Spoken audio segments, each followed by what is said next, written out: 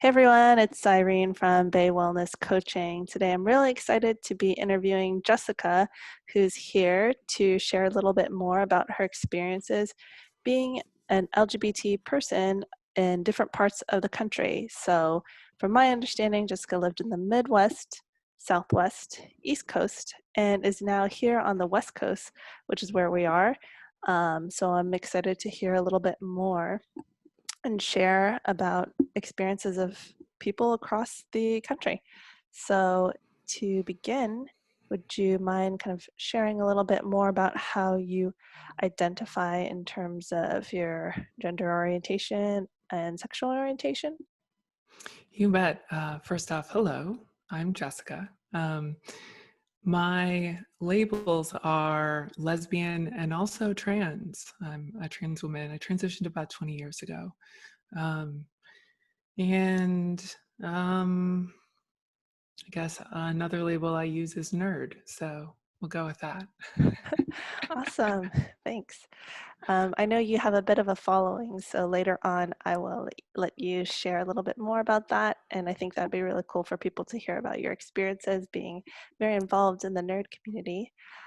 So in terms of like where you've lived, do you mind sharing a little bit more about the places that you lived in, like maybe the states or the cities, whatever you're comfortable with? You bet.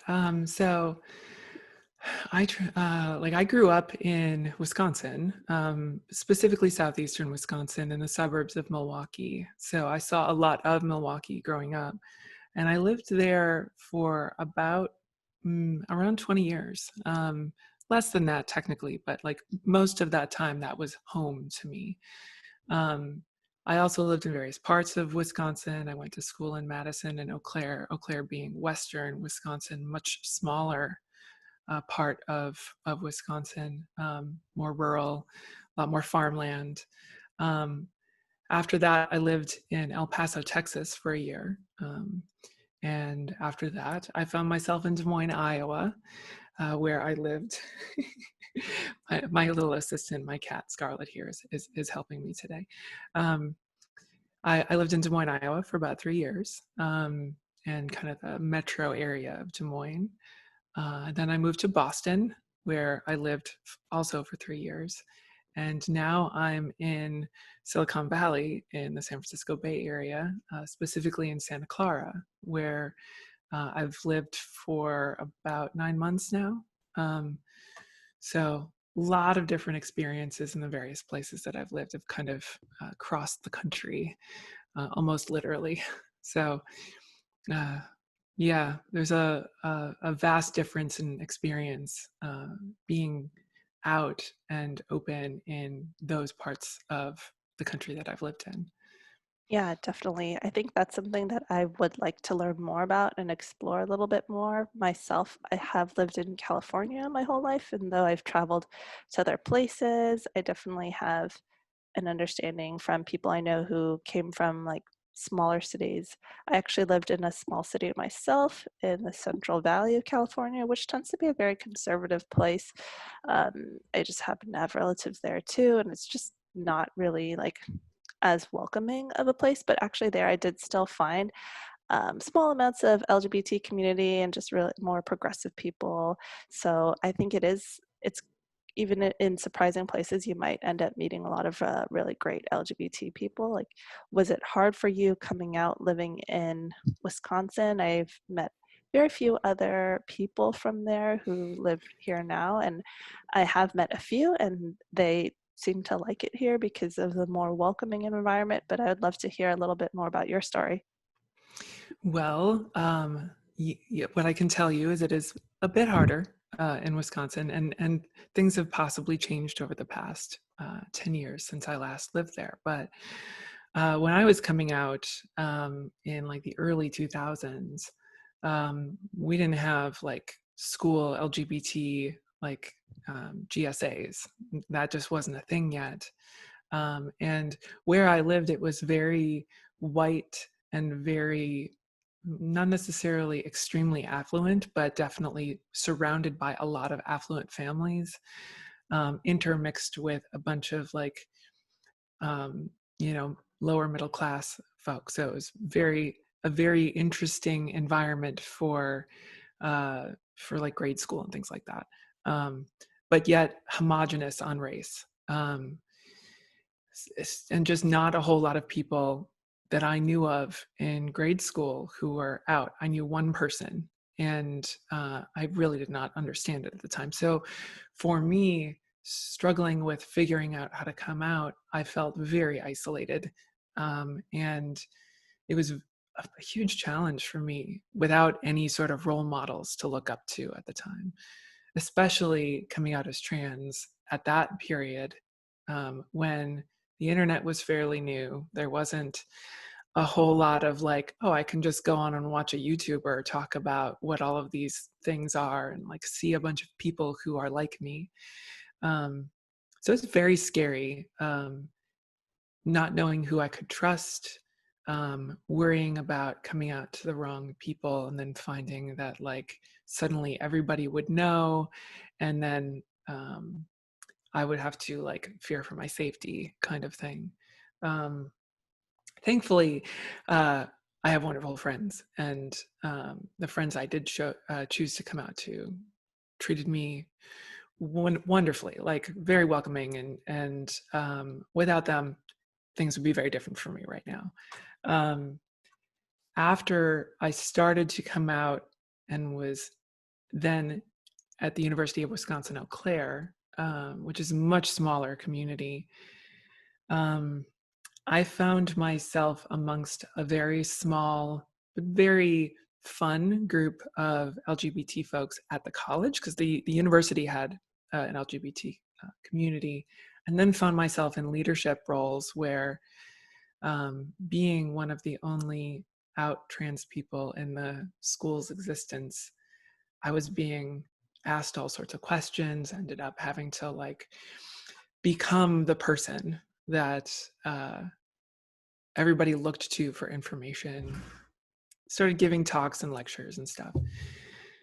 That gave me a false sense of security, I think, because a college environment is much more progressive than typically the rest of the community. And I certainly had a lot of encounters with the outside community, which were definitely not as accepting. There was Mhm. a situation in which um, a friend of mine who was a teacher at one of the local high schools brought me up as a friend of hers and wanted people to use the trans identity as something to think about. And it made some students and some parents really upset, which led to protesting and news reports and whatnot, just in tiny little Eau Claire, Wisconsin. Um, Thankfully, it was very heartening because a lot of people came together rallying around diversity, and there were some really good conversations, but there were definitely people within that community who were open and willfully ignorant and hurtful. And those people are still very much present there. Yeah, and Um, that really brings up something that I've even noticed here in the Bay Area, a little while ago in Fremont, California, which is the fourth biggest city here in the Bay Area near San Francisco. So it's San Jose, San Francisco, Oakland, then Fremont. There was an interest in adding some more LGBT curriculum as part of either the high school or something like that. And there was actually a protest where people were really like coming out saying like, we don't want people to like teach this in school. That's something that should be taught at home. And it's very unfortunate because I think it yeah, really ties into like even sex ed. Like it's something that should be taught in school that people should be exposed to because a lot of parents it's aren't doing that definitely. exposure at home. So like even here in the Bay Area on the West Coast in a very generally progressive area, like you will still see stuff like that. And I think that was very recent. I think there was like many cities in the Bay Area where this was happening, where California wanted to add more progressive and more useful knowledge in schools, and that was still being protested against. And that was very, very recent, and it's a surprise. It is a surprise. And I think my perception of this should be taught in home, like at home by parents, essentially translates to it shouldn't be taught at all in their minds, um, which is truly sad because it is a big part of recent history and long history throughout many historical cultures, so it should be taught. Um, I have a lot I could share about small town Wisconsin, but I kind of want to talk a little bit about my experiences outside of Wisconsin too, because they do contrast in a lot of ways, and some are similar. When I lived in El Paso, it was also a college town, but also a military town. And at the time, I was engaged, and my partner at the time and I had bought a house together and had to go in and talk to bankers and insurance people. And it was very clear that we were being, respected for our business, but you could see uh, a certain judgment behind a lot of people's eyes. And you didn't necessarily feel as welcome, but no one would say it directly to your face. And that was an interesting environment. Unless, like, if you were at the university events or anything that involves a lot of the more progressive minded people, it was never an issue and never even thought of any differently. But with local businesses, it was a little bit more where you'd get people giving you eyes and looks that were uncomfortable. When I moved to Iowa, um, I found a really wonderful group of people within that community, but it's an interesting dichotomy. There's more diversity because it is the biggest town, the biggest city in Iowa, but because it's still surrounded by a lot of, smaller communities, there's this contrast of like progressives and conservatives that intermingle together. And because of that, I found, especially in my professional world, I was very cautious about who knew about who I dated or about my gender identity or what have you. It was just out of personal safety and a worry for like any sort of discrimination that might happen. So until I got to know somebody at work or in professional communities, I often just didn't talk about things unless they became relevant or I knew I could trust them. And that I think is how I would describe most of my experience in the central part of the country. Is just being cautious about who knew and just kind of like trying to keep my own safety in mind and my own career in mind. I think the biggest surprise for me was when I moved to Boston and found myself in a more liberal bastion, I guess. And it was the first time in my life that I was in a world where no one cared. And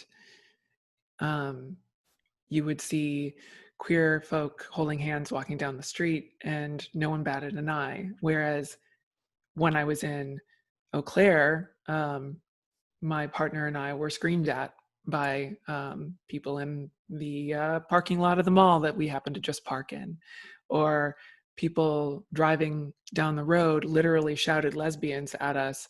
Somehow that's an insult. I don't understand why. Like lesbians, guy in a car. I don't get it. But I never felt unsafe except for once in Boston, and it was at like right after last year's Pride. So that would be 2019's Pride.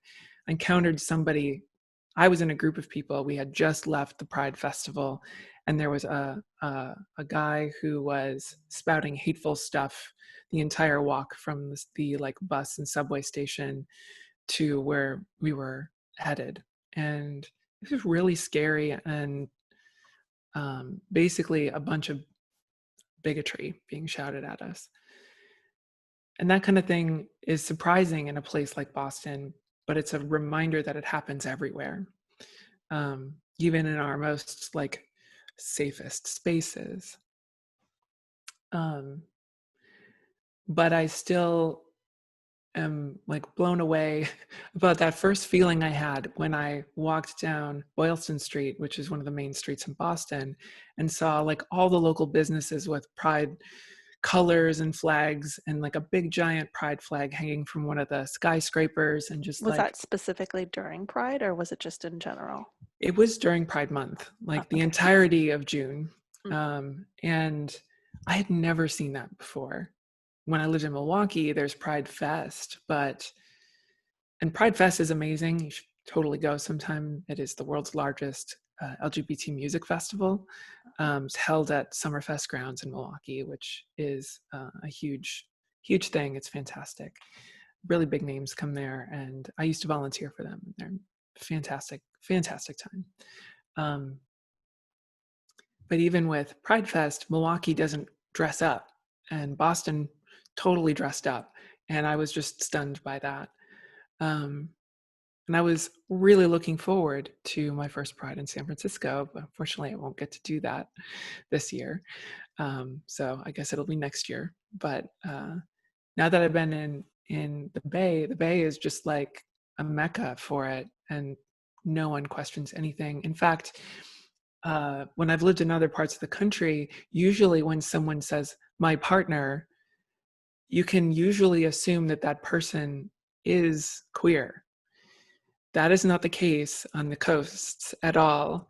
And it's still something that surprises me because it's not what I'm used to. So um, the first time I heard people saying, "Oh, my partner," I was like, "Ah, there's so many queer people here." And then I realized it's just people trying to be, more inclusive and succeeding at that. And it's definitely a different experience and a welcome one for sure. Yeah, definitely. It's kind of funny because it's so common for people to say partner that sometimes people don't realize. I think it's just kind of a term where people will use it to signify, like, oh, we are in a long term relationship. It's not just like a girlfriend or boyfriend of just like 5 months or like 3 months. It's something that's like more serious in the longer term Hmm. connotation. Sometimes Yeah. they are married legally and sometimes they aren't. Um, it's funny though, because some people are mixed on that experience. So some queer Mm. people are like, well, if they say partner, it's confusing for us. Um, so it's kind of funny that that's kind of become a problem, which is like a nice problem to have. We've got a vocal kitty here today. Yeah, was so in terms of the different places you lived in, like what's your experience of LGBT people being out in small towns? Like, what do you think about that? So I've heard some people are mixed because they're like saying, if you are an out LGBT person living in a small town area, you're doing a lot because you're exposing people like, look, I'm a real person. I'm here. I'm somebody like I'm your sibling or I'm your cousin or I'm like your neighbor. And that really can do a lot in terms of impacting people. But then some other people are like, it shouldn't be the burden of a queer person to try to help people understand that we are actual people, that we deserve rights like everyone else, because it should be very obvious. Like, what's been your experience and I guess the different places that you've lived in? Do you feel like it is something that's really impactful? And then some people are like, yeah, it shouldn't be the responsibility of a queer person to be out and put themselves at risk just to do something for like the greater societal good. Well, I would say yes, it certainly does have an impact. Being out and visible has far more impact than being uh, not visible. But it is a burden that you take on, and it is a conscious choice that you make if you're going to be that visible person within the community. And it's not for everybody. The impact that I had in Eau Claire and in Wisconsin as a greater whole is still felt today. The university still talks about me here and there, and that shocks me because I graduated 15 years ago, um, and I was just one person and had 15 years of lasting impact because I chose to be visible. I tend to be seen as more of a strong person, whatever that means. So like for me, that was just who I was, and I couldn't hide that from myself. It's just what I do. But that doesn't mean it's for everybody. My personal feeling is do what's most comfortable for you and makes you feel the safest. And if that is being out and visible, great. We need people to do that. And yes, it is a burden, um, but it's an important burden if you do choose to take that on. And it's also equally valid to not, um, people shouldn't feel pressured to just like be that person. Do what's most comfortable for you and take on whatever challenges you feel are appropriate for you. But there is no judgment, and um, it is perfectly okay to like not be that person, especially if you're concerned about safety or family or um, anything that comes along with that, or your career, and it's just too much. Were there That's my any? feelings. Oh, yeah. I mean, I think that makes total sense. Like, I support people being out. I think it's great for as many people to be out as possible because when you're exposing somebody who knows you, they don't really think of it just as like an entire group that's just filled with stereotypes as opposed to like, oh, that's an individual person, like they might be different. It's okay to live your life like totally aligned with what people stereotype a queer person to be, but it's also great to be who you are and not fit the stereotypes and kind of challenge people's like mental models of like what an LGBT person is. That being said, you mentioned a little bit more about being out in your career and things like that. Do you remember any particular coming out experiences that you thought were really impactful in terms of like either coming out at work or coming out to people in different parts of the country?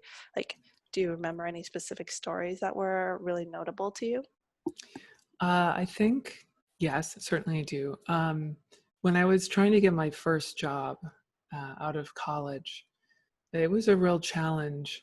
At the time, I was like kind of straddling being a public speaker and being an LGBTQ and gender educator, as well as trying to find my way in my own professional field. And there's a lot of information out there about me if you just Googled my name. And I certainly am aware that that had a negative impact on me finding a job in Wisconsin. Um, one of the jobs I interviewed for, I was doing very, very well in the interview. And then I got to meet the VP, and the VP and I had both gone to the same university. And I talked about how I'd been doing a lot of public speaking. And they asked me what my public speaking was about. And I said, trans issues. And um, suddenly the interest waned, and I was not offered any sort of position after that. And um, I think about that a lot, even though it was one interview, because it had a fairly profound impact on how open I was with job prospects. After that, I was very cautious about mentioning it, mentioning it in interviews, and unless I knew where I was going to be welcoming, it never came up purposefully. And I think that's such a shame, um, because it wasn't until like, much later in my career that I really started to feel more like I could be open about my identity and my sexual orientation during interviews. And especially when I got to Boston and uh, the job I had there for the longest time, I was completely out open, like from the beginning, and it was one of the best experiences I've ever had. It felt like a family, and um, being able to be your true self all the time is such a value, and it's something I look for in every job I search for now. Um, I think that's critical to anybody's mental health and well-being.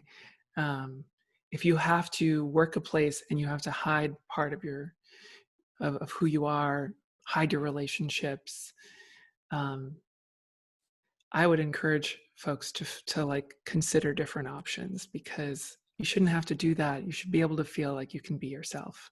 Um, Especially when our jobs are such a big part of our life. We spend more time at our jobs than we do at home, at least in our waking hours. So we should be able to be ourselves there.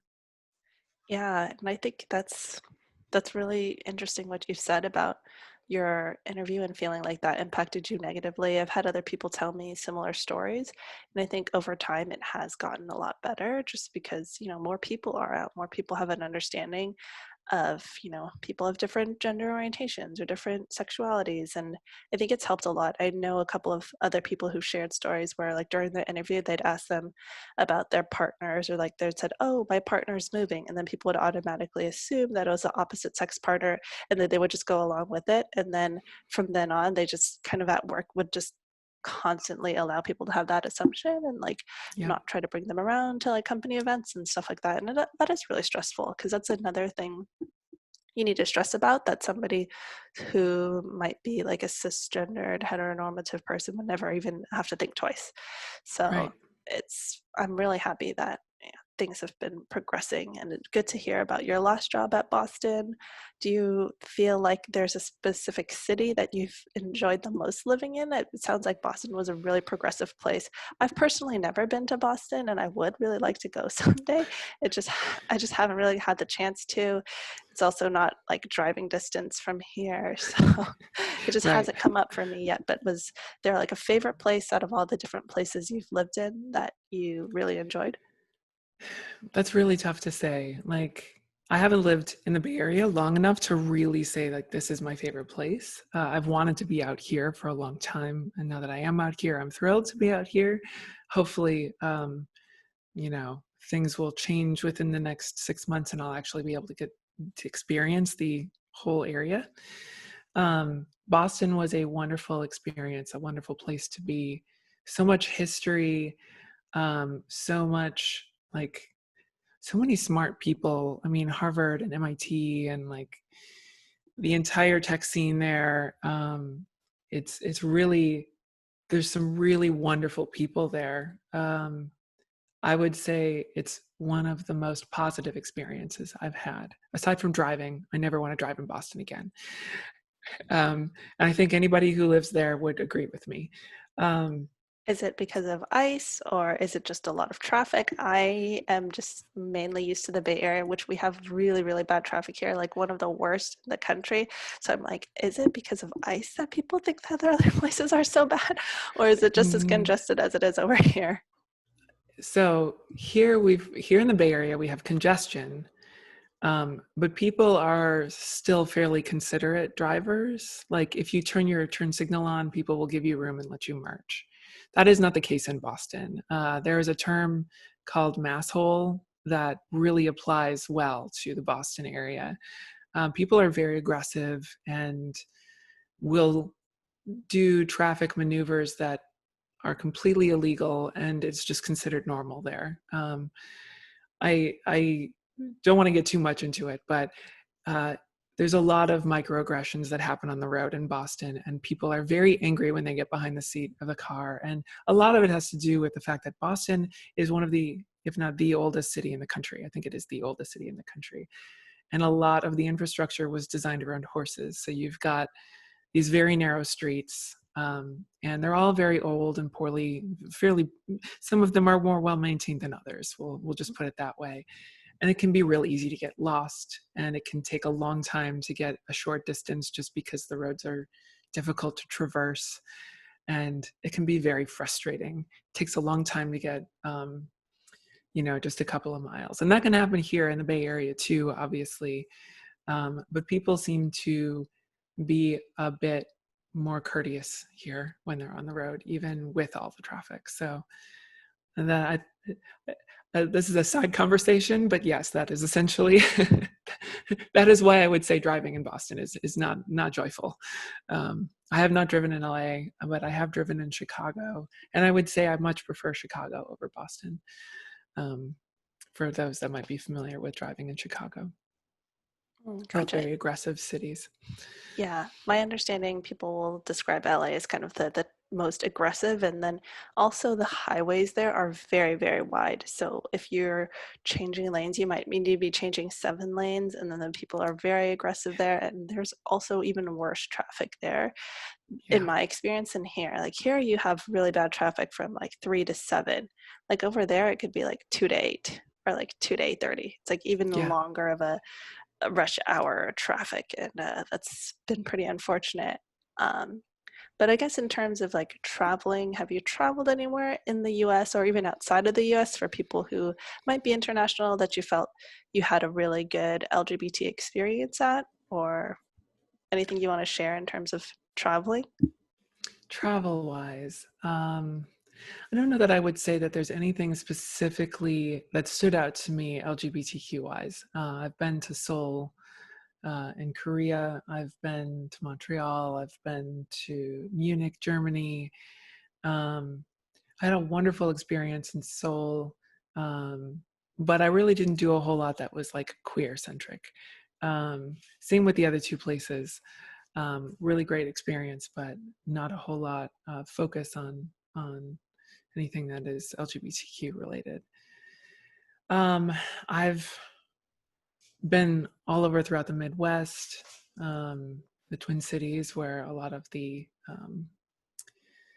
stuff is happening right now. I have been to lots of places in Illinois, like I said, Chicago. Um, and in the bigger cities, there's a lot of more acceptance. Um, but I can't think of anything specifically that stands out as like this is the place to go. I would say that Wisconsin and Minnesota used to be known as some of the most progressive states in the country. And that has very much changed over the last 20 years. Like Wisconsin and Minnesota were some of the first to enact LGBTQ and trans inclusive policies. And that I think shocked a lot of the world, or at least the United States. Um, and it's unfortunate to see what's happened now, but there's still great places to go. You just have to be a little more aware when you're there. Mm, gotcha. Have you ever been to visit Hawaii by chance? Not yet, and I would really like to. Yeah, that's one of the places that I really, really enjoyed in terms of being LGBT friendly. Um, I am Asian American, and over there, Hawaii has like the largest Asian American percentage in comparison with like any other state. So it is really nice there. So both like as an Asian person, nobody really cares, and sometimes if you're an Asian person in another country and you speak English, people will say like really strange things to you. They'll like try to speak to you in other languages, other like any kind of Asian language. They'll just like, especially this happens like in Europe and other places, they'll just be like shouting like any kind of Asian language to try to see if it like reacts with you, which I understand. Like it would, I think in the US come across as very racist, but over there I think they're just more like impressed that they know these words and they're trying to impress people with it. But Hawaii has definitely been a really cool place, and I think anyone who is queer or really anyone in the whole world would really enjoy it. Everybody there is super, super friendly. I saw a lot of same-sex couples there. They seem to be very, very progressive about that. And that's like one of the places that I think is such an ideal place because everyone is super LGBT friendly there. Like they they seem to be very open. And I think it's a very nice, positive place. And I think out of everywhere that I've been, I think Hawaii has, in my mind, been the most LGBT friendly place in the US that I visited. I mean, I see a lot of LGBT couples in major cities like San Francisco and New York City. I'd see like a ton of people being out there. You can see people who are like non-binary, people who are kind of gender fluid, people who switch it up, kind of change their gender expressions, like people I know personally and people you can just see on the street. But Hawaii is just like a very chill acceptance place, and like I saw so many LGBT couples there, like honeymooning or something like that. And I was like, wow, this is like a very nice, but I think I'm just biased towards it in general. I think it's a really nice place. So like I think any LGBT person, like going to a major city is such a like a wake up call. I remember going to my first San Francisco Pride, and I grew up in the suburbs. So I was like, wow, there's a lot of people here. I was like really surprised. And back then I also didn't know as many queer people too, just because like the more suburb you are, the less diverse it becomes. So Yeah, I think going to Pride is like a really cool thing, and just being able to see all those people, it's a nice welcome change. I can agree with that. I've been to Boston Pride as well as New York City Pride. Boston being fairly close to New York, it's pretty easy to like hop in a car and drive down. And amazing experience. And I hope um, at some point everybody can get out to New York just to experience that once. It's really cool. Gotcha. Yeah, I've never been to New York Pride, so one day I would like to go. I've been to LA Pride before. So I guess in conclusion, do you think there's anything else you want to share about your experience being out, or even your experience being out in like specific cultures? Like I know you mentioned you're really into like different type of like fandoms and things like that. So is there anything that you felt was really an eye-opening experience? Like I know some people have their perspective of like, oh, an Asian person who's queer, or like a trans person who's also like Black or Hispanic or Latinx. I think it's like there's a lot of intersectionalities between your queer identity and location, or queer identity and other interests that you might have. Like, is there anything in terms of your experiences that you'd want to share? Well, I have a bunch of different unique fandoms and hobbies, and each of them have been very different. As a person who is a gamer, I have actually written for websites like Polygon about my experience within gaming and being trans and LGBT. And the reaction there is very varied because of the somewhat monoculture that gaming is. Um, but some people really get it. When they get it, they're wonderful. Like the comment section of the article that I wrote was actually surprisingly, amazingly wonderful. But you can even see a lot of present day negativity towards the LGBT community there. So it can go either way. I'm also part of the historical European martial arts community, and you find a very strong dichotomy between the identities there, where there's like on the coast, there's a huge move towards inclusivity, but in other more rural parts of the world, there's a lot of intolerance towards, um, you know, not just folks who are LGBT, but even women in general as being part of the community. Even though we all want more women to be involved, some groups are less inclusive, or there's some white supremacy that's happening within that community. So it's like you have to be careful and like know the groups and the people that are involved. Um, Also, I just want to say Black Lives Matter, um, especially right now, given what's happening. Um, yeah. Um, I think I guess I'll leave it at that. Yeah. Yeah, I mean, I think that the experience is really mixed. Like for people in different other sub interests, like it's crazy depending on like certain interests. Some of them might be more receptive, some of them might be less receptive, and it yeah, people are so varied in their responses. Like you never really know. Like I've been surprised where it's like even generationally, a lot of young people are very LGBT supportive, but you might still find young people who are still really intolerant. And then like even like generationally older people, a lot of them, you know, over time become more accepting, like kind of as the generations have gone by, at least here in the US, as of like the past 30 years or whatever.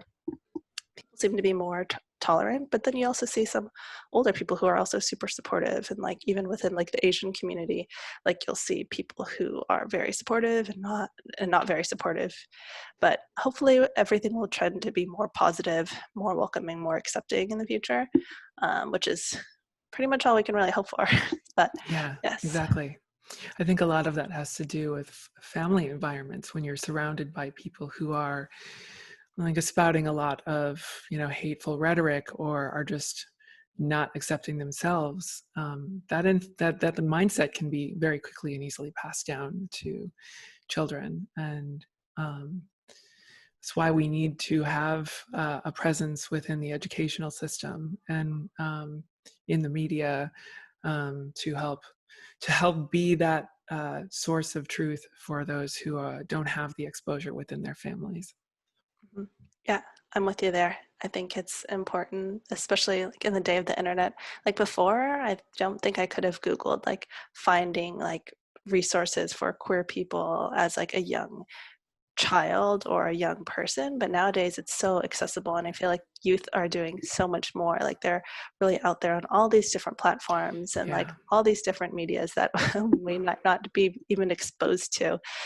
So that's great. Like I think it's really exciting to see what everyone is going to do with the future, especially all the young people who are really turning out, both in terms of like, you know, being queer, supporting Black lives, supporting people of all different types, supporting people regardless of their race. And I think it's a really exciting future that hopefully we'll be able to see how things go. Um, Yeah, I completely agree. And I can speak to the time before the internet was ubiquitous, and it was very isolating and lonely and scary, not having anyone, not knowing where to look.